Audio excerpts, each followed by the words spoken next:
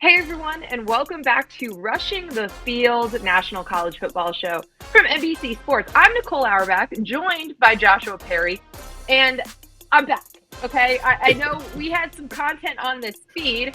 Joshua, thank you. Thanks to our buddy Jake. You guys had a lot covered. Mike Golick as well for joining us. I had a pretty good excuse though. I was gone for a few weeks. I actually disconnected, got married. You were there. And then I went on a honeymoon to the Maldives, which was great because it was like a 10-hour time difference. No one could bother me. I just looked out at this like beautiful blue sea, sky, white sand. It was lovely, but we do have like a lot we need to catch up with. And I thought the best way to do it for this pod is power ranking. So we're going to power rank moments from my wedding and honeymoon, but also like general themes about this. So I think you are going to argue with them, but we're going to power rank things from the wedding. First of all, I would like to recap. Like, enjoyed it? Good? Fun? Yeah. So I always joke, right? And this has been something I've talked to you about for years. Both my parents are from New Jersey, and I used to take trips up there when I was a kid. And I think New Jersey is the worst state. I think it is terrible. 50 out of 50 if I had to rank them. And well, now Cape May, and me and Maddie said this on our way out as we were leaving. We said that is a destination we would go back to.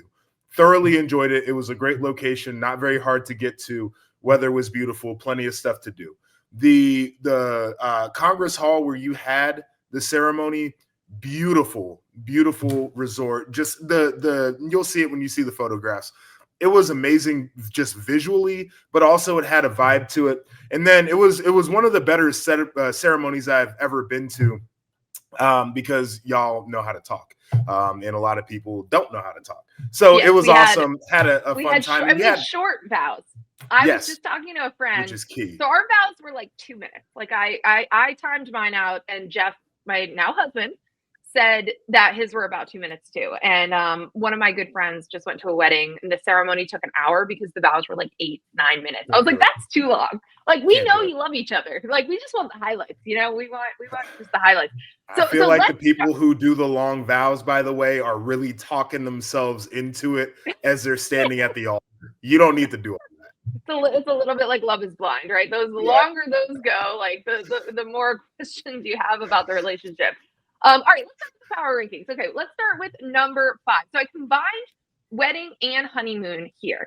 And I think the 5th most important thing that I learned from my wedding experience is to go on a honeymoon right away. So immediate honeymoon is number 5 on the power rankings. And look, if you're watching this on YouTube, well, if you're not, go watch it on YouTube. We have photo evidence of all of the things that we're going to be power ranking here. This is a photo of the beach in the Maldives. No filter. It's just beautiful. The colors were like a crayon box, like the blue, the cerulean blue of the water. It was clear. You could see coral, the white sand beaches, little huts over the water. But the key here, Joshua, was to go right away. We left Monday night after a Saturday wedding. And at that point, first of all, a little familyed out, right? Like you've been around your family, your extended family for a lot of days in a row at this point. So you're like, all right, I want a little bit of a break. Like, we just had a great time together. I don't want anyone to get on my nerves. Second of all, I can't even imagine going back to work. Going back to work that Monday after like the best day of your life with all of your favorite people in one room. So the key is to go right away. Doesn't have to be as beautiful as the Maldives were, but I would recommend it. It was a 24-hour travel day, but totally worth it. Okay, so this is beautiful, and you said cerulean blue. I used to wear that crayon out when I was a kid, but that looks like it really was. But that looks like something that a company would use for their marketing, right? Like that is the advertisement right there. I got married at the courthouse during the pandemic, and we did not go on a honeymoon. Like, period. We went on a trip like months later, but we could hardly call that a honeymoon. So if I was making this list, I would probably have to move it up the list just because I know do it. Well, yeah. And you know, the way that you feel immediately after you get married, I do think that there's a lot of value in having that one-on-one time with your partner, and preferably if you can go somewhere like the Maldives, it's even better. I agree completely. Number 4, One of the biggest keys, this would actually probably be maybe number one on my husband's list, but you have to have a great band. So fantastic band. Number four, got some photos. We got our professional photos back from our photographer. She was incredible. And got some images of just how much people enjoyed this band and were singing along. It was like bangers only. We gave them a list of songs. We said, please, God, don't play songs like Shout or We Are Family, YMCA, like those types of songs. And we gave them, we said, listen, we're like 35 years old. Anything that was popular in like 2003 is really going to hit. And you can see here, people are loving the band, people are loving the music, and they could really sing.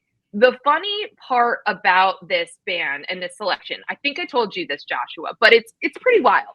So there is a dive bar right around the corner in Cape May called Carney's. And if anyone's listening has been near Cape May or Wildwood, like you've probably been there. Our buddy Matt Rule, the Nebraska head coach, he is a big Carney's guy. Pat Kraft, the Penn State athletic director, big Carney's guy. They were at Temple together, so they now have places in Cape May. I've been there with them. It's a great dive bar. It's like everyone's age, like 21 through 60. Great crowds, great cover bands. In like 2017, I was there with three of my best friends, and we loved the band so much that one of my friends, Ruby, one of my bridesmaids, wrote down the name of the band. Big Romeo was the name of the band. She's like, this one's better than all the other ones we usually see here. And that's who we hired. And we were like, hey, can you come do this? And so we brought Carney's to Congress Hall, and the reception was awesome. And they could really sing. Like we ended the night with I Will Always Love You. And man, she could belt that. So there was some incredible music, incredible dancing. And basically the entire last like hour and a half, everyone was just on the dance floor. They had to get rid of chairs because we needed more space. I think that's a very key part of a good wedding. Anybody who is covering Whitney Houston has to be at like, at least a good level, if not great, because you will embarrass yourself and ruin your career 100%. trying to do that. So I think the band is obviously important, right? Like that sets the vibes. People remember the reception and all the dancing. And like, that's after the drinks were flowing. You really want to be able to, get some movement out of you. But the underrated part of what you said is I think you have to hand them a list. And it's not just a list of, these are songs that we would like to hear.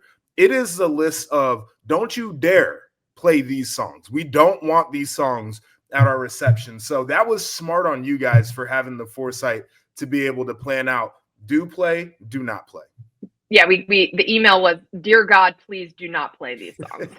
And the manager of the band loved that. So he's like, absolutely not. We're going to play fun songs. Number 3 in the power rankings. This is something that not everyone is going to get to do.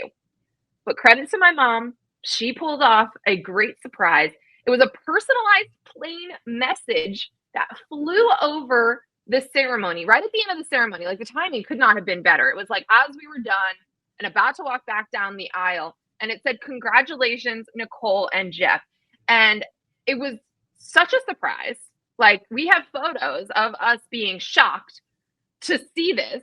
Jeff loved it. Everyone loved it. I was tagged in a million photos. Everyone took photos of this little plane going around. Because usually these are the planes like down the shore that are like, hey, $2 Coors Lights at bar X, right?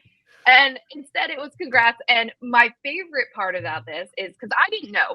My mom actually only told my dad, so no one else knew about this. And immediately at the reception, our friend Adam Amin comes up to me and he goes, oh my God, the plane was amazing. And like, it's so cool your parents did that. And I was like, wow, how'd you know that my parents did that? And he's like, oh, well, your parents were walking back, like the family starts walking back down the aisle. And your dad was like looking around being like, wow, what a surprise. Like, can you imagine like how random is this, that this is happening right now? And so he's like, yeah, so I could figure out that he was involved with that. It was so good. That was, I think that might have been number 1. If I'm now, the vows were actually really good. But seeing the plane, I think was like a surprise after, the ceremony again, that I had mentioned, very efficient, very funny, like a lot of laughs and like you could feel the love in it. But then you see this and everybody's pointing up to the sky and I'm like, oh my God, like after all the things and like the beautiful scenery and everybody looks great. And then it's like, all right, we get the plane too. So and everyone's like, that was plane. It was amazing. I really enjoyed the plane. Maybe I'm like a 5-year-old who just likes seeing stuff fly in the sky. No, I think everyone felt that way. Speaking of the vows, they're number 2 on my power ranking. And it's obviously I'm a little biased. Like I wrote one of them. But the key is like you need actually good and funny vows and speeches. So we both wrote our own vows. Like I said, about 2 minutes each. There were some jokes in there. Like Jeff is very into comedy. He did like all the way through improv and stuff in Chicago before we met. So I made a joke that like, congratulations, you're finally marrying someone funnier than you. Like this is a big win for you. So you need to have some humor in there, but also like some really heartfelt messages. I wrote mine like a week before he said he wrote his a couple months ago. His dad was our officiant. My best friend since I was 5 gave a speech. His best friend since he was a kid gave a speech. Like everyone was like on point. The writing was good. The deliveries were good. And I just think that always makes it like, I love listening to speeches and vows, even if I don't know everyone involved in a wedding that well. I just like love listening to those. And I feel like ours hit. And I got a lot of compliments. And it was like anyone who picked up a microphone, like gave a good speech, gave a good vow, gave a good delivery of whatever their message was. So his dad made some college football jokes. Like Yes. everything was good, but it was short, sweet. Ceremony was like 20, 25 minutes. But like the content was really good. And obviously I'm biased, but I think that is what makes a wedding. Punting is winning as marriage advice is phenomenal. So I'm glad we got that as a reference during the ceremony. Golick Jr. said that everybody who picked up the microphone at that ceremony was just really good. And we were sitting at the table together, and Adam Amin, who does Bulls here and does some MLB and NFL, right? Like people who have to get on microphones for a living, we're sitting there like, damn, this is really impressive stuff. So that was really good. I think the thing that stood out to me, funny is hard to do. And Jeff is like a naturally funny person. Like you've got a good personality, but even people who are like funny on purpose all the time sometimes struggle in like a wedding setting or like, just anything outside of their typical everyday life. And the jokes hit, which I appreciate. Now, I will say this. You called Jeff a Nepo baby, and he's the son of a politician, so I'll give you that. But only one person's parents paid for an airplane to fly over the wedding. So the Nepo baby joke, I think, was unfair at my man Jeff. I was so proud of that one. So Jeff's dad is the mayor of this small town called Hills in Iowa. They do not have a stoplight. Like, it's a very small town. So I made the joke that like I met the son of the mayor of Hills, Iowa, like a Nepo baby, if you will, which I think is an actual like accurate way to use that phrase. So I stand by that joke. I was very proud of it. Number 1 in the power rankings, our dog was our ring bearer. I know people have done this before, but I don't think anyone has done it with a cuter dog. Red, named after Red Auerbach. He's 10 years old, but he still looks like a puppy. He's got a tongue that sticks out now because he lost his teeth like on the lower part of his mouth. So it just kind of sticks out all the time. He had a red bow tie. I had the florist make him a tiny little boutonniere on his back, and he was our ring bearer. And the wedding planner was nervous that like he would not be able to run down the aisle. Like she was like, I don't know if you want to give him like real rings or whatever. And Jeff was like, I know my son. I know he will run right to me. And we rehearsed it. And then we ran it on my friend Tori McElhaney. She works for the Atlanta Falcons. She was responsible for Red. She like released him down the aisle. He got a little distracted, went straight to my cousin David, and then went straight to Jeff. But he crushed it. And everyone loved it. It was adorable. He's tiny. He's only like 11 pounds. So I really think he added something. Like he was uniquely ours. He crushed it. He was so good. He didn't need any direction, didn't need food, didn't need, someone to direct him where to go. And I just think he was the cutest guy. And my dad told me that like he was holding him in the lobby for a couple hours before the ceremony. And like 100 different people who were staying at the hotel just like came over to take photos of him alone because he was just so cute in his little suit. A little celebrity dog. So where I stand on pets generally. So I could never put this at number 1 on my list. But I do like Red. Red is one of the dogs that I actually like because he's well behaved. He knows how to stay within the lines. And that's why this thing worked. To your point, like you see a dog trotting down the aisle and you ask the question like, okay, is he going to make it all the way down or is this going to be a thing? right? And Yeah. like he loves Jeff, and so they had their moment there. It definitely was cute. I thought it was awesome, and also seeing a dog in a bow tie is hilarious. So I give points for that too. So your number one, what would your number one power ranking be? The sign, the plane? No, I really think I'd probably go with the vows and the speeches. That was as impressive just from a message standpoint as I had seen. But I love the plane. Like the plane was the big surprise, and like I said, I'm a kid, and so I was mesmerized when I saw that thing flying with the banner in the sky. It was awesome. Thank you to our producer Courtney for letting us have some fun and powering things from the wedding. It was lovely. Thank you to everyone who sent well wishes. Very appreciative of all of it. And now back to the real world, and we'll get to the CFP debate that I missed in just a second, Joshua. But usually May is an okay time to disconnect a little bit, but it is also spring meeting time. And there have been a lot of news and tidbits that have happened. So let's start with something that happened this week. Florida State, Clemson, and the ACC file motions to dismiss their lawsuits against one another.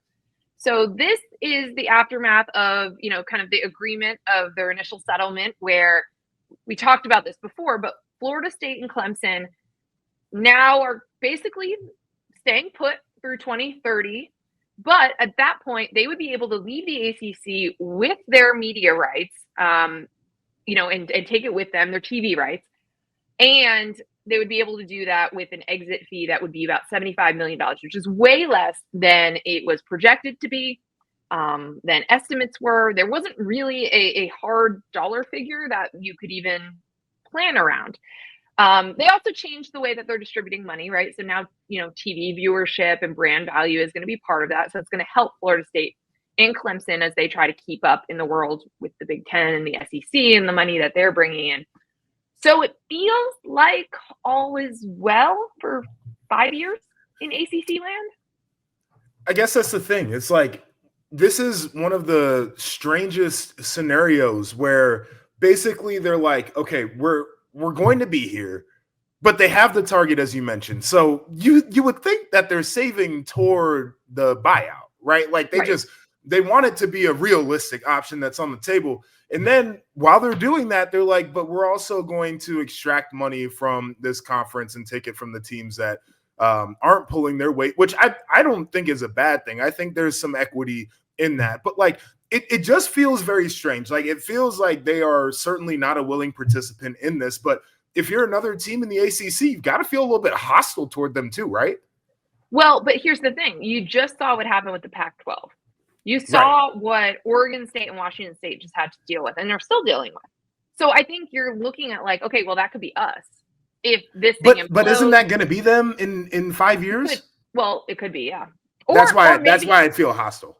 Yeah, I get that. But I think it's just sort of like what you have to do, right? These are negotiations. Oh, for sure. They're willing to leave and figure something out. And so you have to do what you have to do to preserve the ACC as we know it. Again, maybe only for 5 years, but that buys you time to figure things out. I think too, like we're going to see what happens with college sports.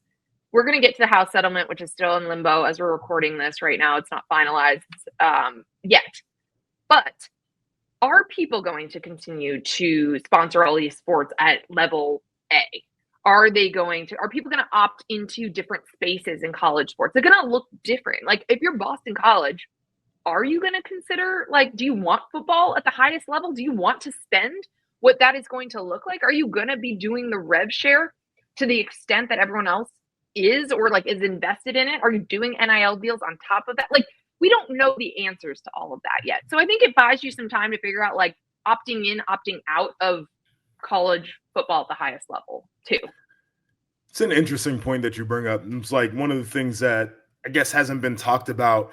Like people have talked about, okay, what do you do for staffing, right? And I think Oklahoma is like, laid off 5% of their staff. And like, what do you do about some of the non-revenue sports that are, can be expensive to fund, like a huge part of the university experience, but like, can we do that? But this idea of, well, are we going to approach football the way that we've always approached football in this changing landscape isn't a question a lot of people are asking. Well, it's just like, what are you going to do? Are you going to try to be nationally relevant in football?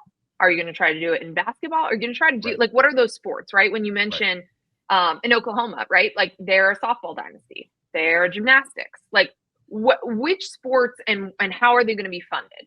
And meanwhile, like I use Boston College specifically because they, in the past and in the current, don't fully fund their swimming scholarships. Right. So, okay, so then what does that mean about what you want to be 3 years from now, 10 years from now? So I think that stuff, you kind of let it shake out a little bit as you figure this out, but also you had no other option. I mean, is your other option to let your most valuable brands leave You can't do and it. just You try to can't get do some it. money from them? You can't, Yeah. right? I mean, but that's So- why this whole thing feels very untenable, though. And to your point, like 5 years is a good amount of time to figure things out, but it doesn't seem to me like there is a solution that would stabilize the rest of the ACC in the long term. It might be, to your point about taking money away from the less valuable brands. I mean, it opens this whole Pandora's box about unequal revenue sharing. Right. So does that do it and keep people in because it matters for them to have a conference and for other sports, and they're willing to kind of do that in perpetuity? Does that create a world where the Big Ten and the SEC and some of these other leagues do unequal revenue sharing? Do people kick their least valuable members out of their conferences? Like, these are questions we've wondered for a while. That. Yeah. You have suggested that. I mean, I think it's unlikely because it's not collegial, right? Like it comes from college, right? Like this whole idea, but maybe that's where this ends up. Like we just don't know. And so I think right now, stability for 5 years, if you're the ACC, where for the last 2 years everyone has expected it to implode, and you have your two most valuable members actively suing you, I think this is a win. And there is some value and stability for 5 years before. At that point, the Big Ten deal is up. The SEC media deal is about to be up. The NCAA's deals are up for March Madness. Like there's a lot going on at the end of free agency at the same time, huh? Everybody's hitting free agency at the same time. And again, exit fees will be different. Let me bring this up, speaking of unequal revenue share, but that'll be an interesting thing actually in the Big Ten because of this idea of Ohio State and Michigan and Penn State all playing all the noon games. You know, I feel like people, again, this is a lot of Ohio State people on my timeline, but like, I think that's a problem. Like the idea that they're playing Texas at noon to start the year is an issue. And I think the new AD, Ross Bjork, probably sees it differently than Gene Smith did. And I'm curious if they're like, okay, if we only get one night game that's on the Big Ten Network all year long, or one night game that's on BTN, another one that's on Peacock, you got to give us a little bit more money for playing all the noon games, which is where Fox, who, you know, is a big part of this deal, is making all their money. That's a really interesting point. So I wonder that too, because I think with Gene Smith, the former AD, there was certainly an idea of like, okay, rising tide lifts all ships, right? Like there was no question in my mind, like Ohio State was not going to ask for more money. Because again, historically, like Michigan and Ohio State are team players and like they believe in the full conference. I do wonder, as we get into a world where like every dollar matters because of revenue sharing, you're spending $20 million a year, a new line item on your players, does that change? That is so interesting. And I wonder too about, yes, the media obligations, the obligations that you have to do because you are such a valuable brand, that you are getting picked with the top picks in the Big Ten draft, that you do have to play these games at noon, which affect not like, I mean, sure, hotels and like the industry around these games, but your fans don't like them. Right. So they don't want to play 6 straight noon games. You know, what is that trade-off, right? And is it more money? Is it something like that? If you know, and you have the data about the draw, the TV viewership, all the stuff that Florida State, by the way, used in their argument to get more money from the ACC was viewership numbers. Like, and that was Ohio State and Michigan and Penn State would be able to do that too. Yeah, right. Like if we're saying that the bulk of what they're fighting for in these deals is coming from TV revenue, like the idea of viewership is the most important data point that you could put out and saying, this is why we deserve more money than somebody else. Like, I totally get it. It's an interesting thing. And to your point, the Big Ten as a conference has certainly been one where they feel they don't want to alienate other schools or other brands or whatever the case is. Like, history is extremely important to this conference, but we're not talking about history anymore. Like, we're in the new age. Like, none of that stuff matters. And new leaders in the conference certainly have to think about where their schools are positioned heading toward the future. And we'll get into that in just a second, because I think all of that in the Big Ten plays into the playoff expansion conversation and what the Big Ten wants with the AQs. One other quick note, we have passed the June 1st deadline. This is when Bill Belichick's buyout changes. And I know we usually talk about buyouts in terms of what the school owes a coach when they fire him, but they go both ways. So this is Bill Belichick. If he were to leave UNC before June 1st to go back to the NFL, he was going to owe the school $10 million. Now it's just $1 million the rest of the way, right? It's a 5-year deal. It's only really like a 3-year deal, fully guaranteed. But he could just leave and be like, $1 million, that's it. Thank you for letting me explore this possibility. I don't like college football. Move on. I know that but when he goes 5-7, like, who's hiring him in the NFL? Yeah, maybe he's just like done, right? But he is still very close to the wins record in the NFL. So that's why this is there, I think. And I think the $10 million was just to avoid like immediately hiring him and then he immediately gets an NFL job. Right. But the interesting thing here is that you have people floating this idea that like he's not going to coach a game. And there was always a possibility, of course, that he could opt out by September. But at this point, I think, like, even with all this what's happening in his personal life, that doesn't affect him as a football coach. I would imagine he's like even more adamant he's going to coach this fall after everything that's happened. So I know it's a key date, and it changes the calculation moving forward, but I think we're going to see Bill Belichick on the sidelines. Not only is he more adamant about coaching this fall, but he's going to have Jordan down there with a headset calling blitz packages on third downs. You know, like, this is what we're going to get for this year for UNC football. I am very curious. Like, this is one of my top storylines. It is, you know, like, who are the contenders? Because a lot of the schools that we're looking at have had some turnover with their rosters, right? So very curious about that. Next storyline for me is, what does the Colorado Prime era look like without Travis Hunter and Shedeur Sanders? And then probably number 3 on the list is, will UNC be like a program that looks like they have it together, that's actually competitive? Or is it going to be as big of a dumpster fire on the field in the fall as some of the personal storylines were during the spring and summer? Like, I cannot wait to see what this thing looks like. And it's interesting too, because we have seen so many NFL folks come into college football, be like, we're going to run this like an NFL team. And then they run into roadblocks and reasons why that doesn't quite work. Like, you can add certain elements to it, but you can't. And it's just interesting. Like, I've heard, you know, like, just them not understand how NIL deals are negotiated, like just basic stuff, because they haven't been in college and it's changing very quickly. Right. So I'm just interested in all of it. Again, they're recruiting. They've gotten some big signings and commitments. We will see what this looks like, but I do think he's going to coach despite this deadline passing, and kind of like all the eggs are now in his basket. One other storyline we're continuing to track. We're recording this on Thursday, June 5th.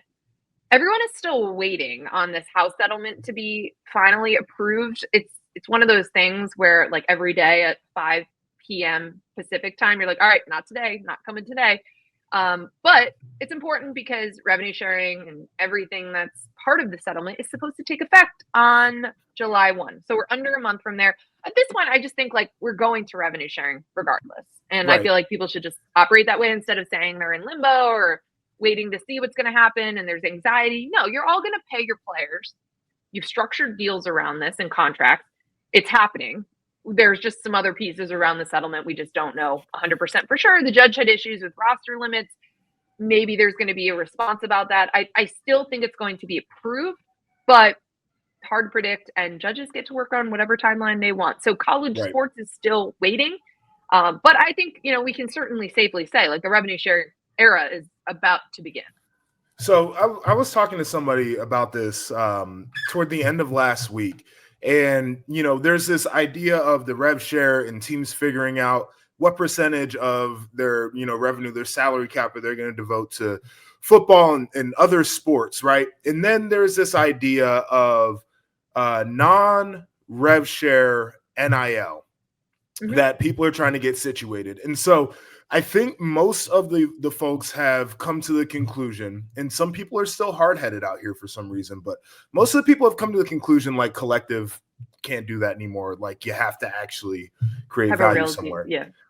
Okay, so the person I spoke to brought up a couple of interesting things. Is number one, there's going to be an adjustment period for student athletes because they were so used to getting paid for doing nothing that they're either going to have to take less money for the amount of work they were actually doing before, or they're going to have to work more outside of their sport in order to justify the money that they were getting. So I felt like that was a pretty to be marketable, right? Right. Like to actually make the marketing work.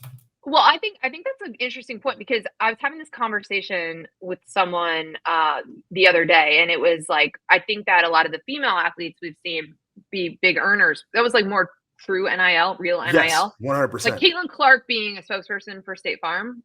Yes, right. Like she is that influential. Like we've seen right. the crowd. Like Livy Dunn doing what she was doing. Yeah, like these are very popular people, right? And that's how endorsements usually work. But the backup offensive lineman at Arkansas, that's someone that actually doesn't have that marketing value. They were getting paid for football, but we were pretending it was an NIL deal. So I think that stuff will get cleaned up because the schools can pay these players directly. So then if you have value above that, but yes, people are going to try to work around it, right? And try to supplement. And that's the question. Is there going to be a clearinghouse that has to say like these deals are valid? That's the thing. Because it's hard to put the toothpaste back in the tube, right? Because the salary cap is there for that, but I know from having seen what some of the payrolls have looked like, the salary cap can't cover what some of these schools decided they were going to pay certain players and players that weren't productive. So they're going to have to bridge that gap, or that player is going to have to say, I'm cool staying here and taking less money, or that player is going to go to another school where they're making less money overall, but more that they were going to make if they would have stayed at their original school, which is wild. The other thing too, and he brought this up about the clearinghouse, is how does the clearinghouse look at a quarterback that plays in Miami or Chicago or Austin or Columbus or LA versus a quarterback that plays in Tuscaloosa or Oxford or Starkville? Yeah, that might be part of it, right? There's supposed to be an element of this. Deloitte is going to handle these things, right? Like we still don't know. How are they going to figure out what kind of like a fair market value is? So that's going to be their problem to figure out. My guess is that like right out of the gate, they're not trying to like deny deals. They're not trying to like have a problem to start. But I think they're going to try to deny some of these deals. So they're going to see some of the craziness that comes across their desk, and they can't do that. They're going to be like, we just can't. Yeah, I mean, we'll see, right? And here's like from the NCAA perspective, you're like, all right, Power 5, like Power 4, this is your guys' problem now. Like you're creating these new elements. Like we don't have to do NIL deals. We don't have to police this stuff anymore. It's this new entity. We're done getting sued. But they can still get sued over like rules and stuff. But less so about NIL stuff. Okay, Joshua, we've covered a lot of ground, caught up on a lot of things, but we have not caught up on the biggest storyline. Every time, so I'm in the Maldives, 10-hour time difference. Yeah, I would wake up and I would just like catch up to complaints, then response to complaints, more whining, do this, coach is saying that. Tell me everything that's happened in the last few weeks. Okay, well, I feel like I'm giving like a recap or a rundown of the Real Housewives. And by the way, which you love.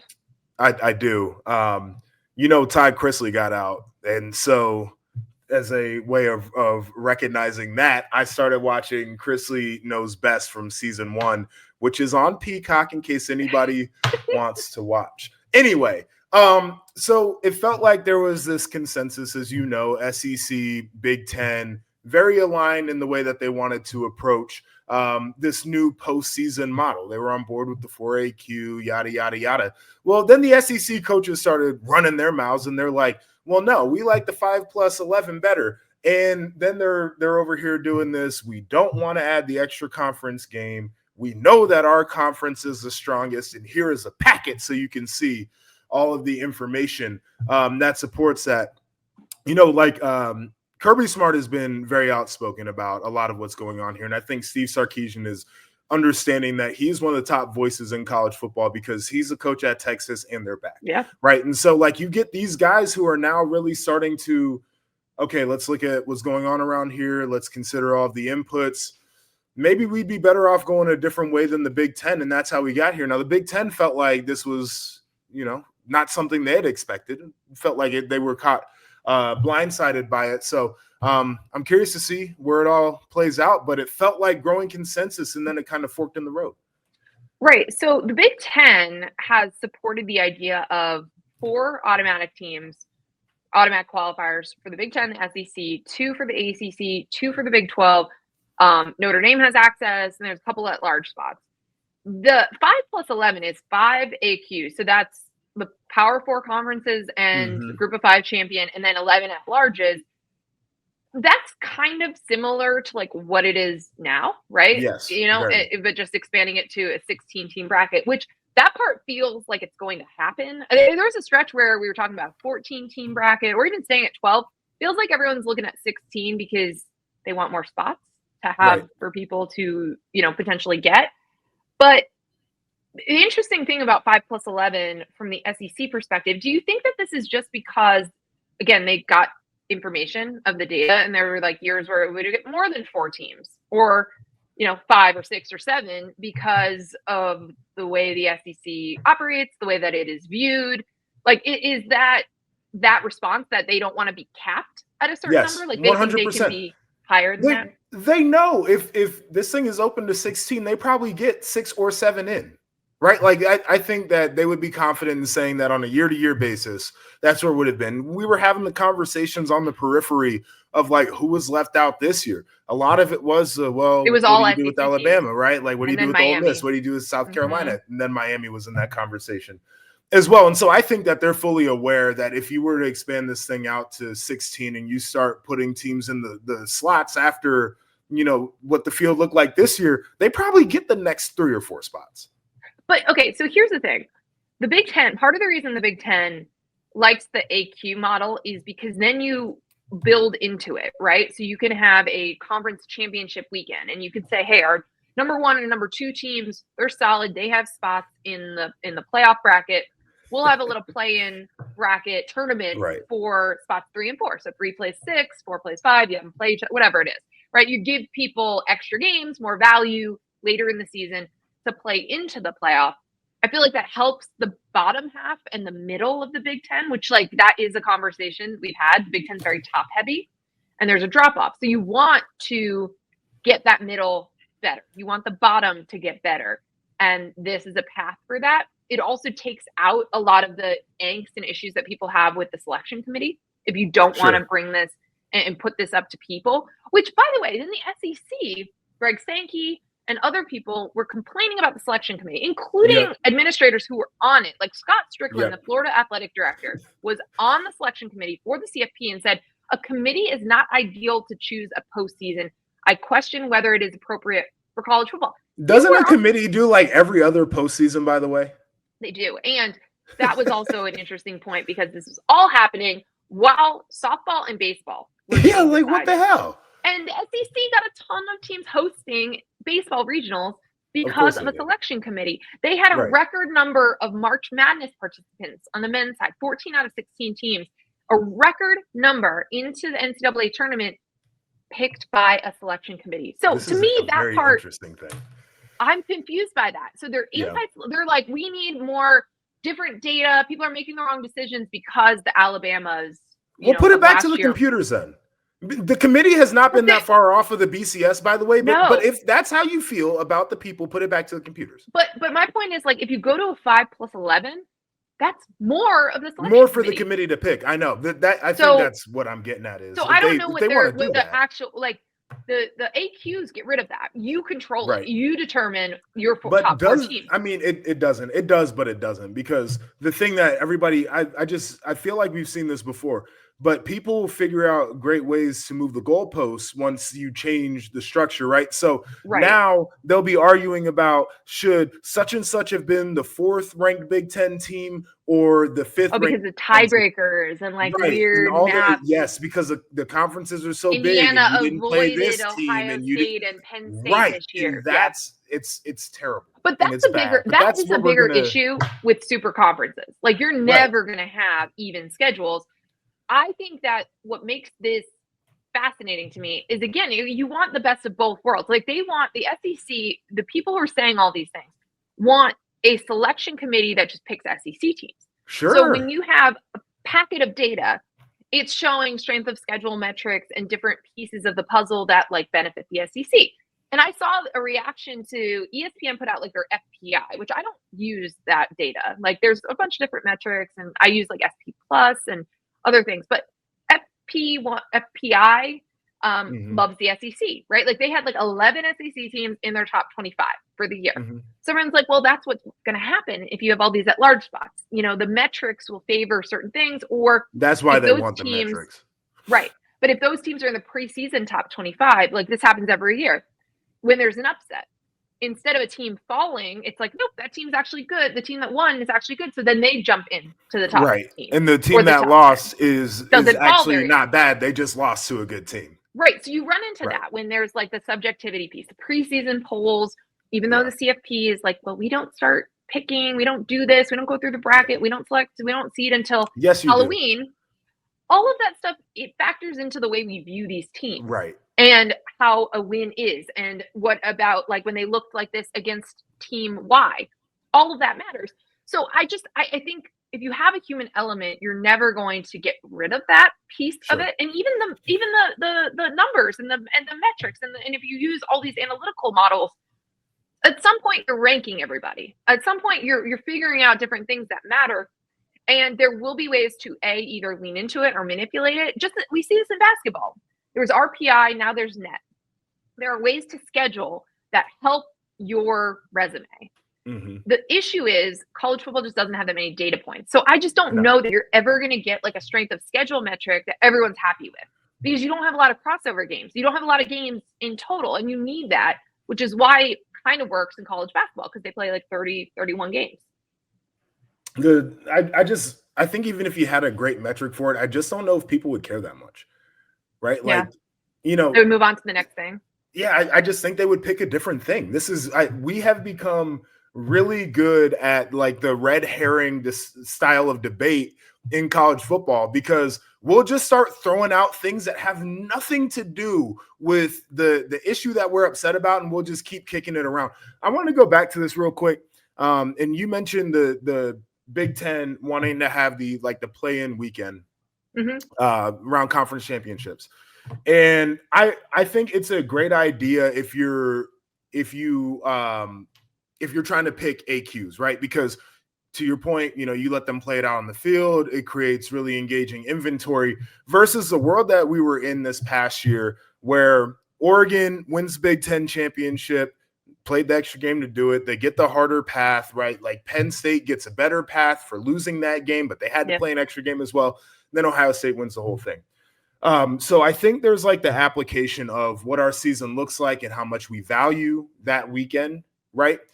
And I think that's what the conference is also looking at when it comes to media rights. If they're trying to sell to networks and the inventory is Minnesota versus Indiana regular season rather than a Penn State versus Oregon Big Ten championship, like if you don't have that, it's a little bit harder to sell. So they're like, if we could come up with multiple games to sell that weekend, then they're in a good spot from a media rights standpoint. I think that matters in this. Well, I also think that that makes the weekend better, right? So if you do go to an AQ model and you have a lot of games where people have a lot at stake versus, to your point about where conference championship weekend was this year, there were a couple teams that could cost themselves spots in the playoff. But for the most part, if you're an Oregon fan or a Penn State fan, why would you go to the Big Ten championship game? Didn't matter. Right? You're either going to get Rose Bowl for Oregon, right? And Rose Bowl, or you're going to have an on-campus game if you lose that game, right? Like there does need to be something that addresses that weekend. if you were an Ohio State fan, it's not like you were watching that game hoping that a specific team would lose so you could backdoor your way in. Like, you knew you were It in didn't too. matter. It Right. didn't. Also There were true. it just didn't matter. And so, like, to me, that is an issue, and I think that's again why like this model was proposed to address these things. So you're taking out your best teams; they get basically a bye that weekend. Right. Like, you did enough; you don't have the risk of injury, and here's opportunities to play in, and it's a more interesting weekend. And there's more games, right? Like, that weekend always feels weird where there's only the conference championship games, some duds, and like it's the only game on.